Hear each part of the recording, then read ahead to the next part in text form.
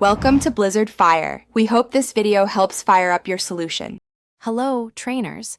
In this video, I will explain how to make Pokémon Scarlet and Violet run better. First, ensure your game is always updated to the latest version. These updates often include crucial performance fixes. Next, make it a habit to restart your game every few hours. This simple action clears memory leaks that can cause significant slowdowns over time. Finally, consider playing in handheld mode. The game often runs more smoothly at the Nintendo Switch's native 720 pixels resolution in this mode, offering a noticeably better experience. Now, let's dive into some in-game settings. A key tip is to disable the autosave feature. Many players report noticeable stutters and slowdowns when the game attempts to autosave, especially during exploration. By turning this off, you gain more control over when the game saves. Remember to manually save your progress, often to protect your hard-earned data. While not directly performance-related, adjusting camera controls to your preference can also improve your overall gameplay comfort.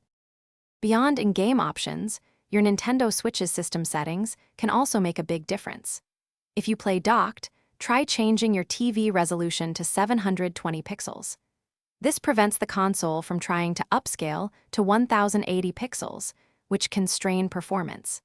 Additionally, moving the game data from your micro SD card to the system's internal memory can significantly improve loading times and overall stability. Always keep your Switch's system software updated for optimal performance.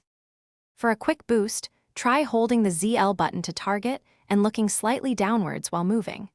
This reduces the number of objects the game renders, often leading to a noticeable increase in frames per second.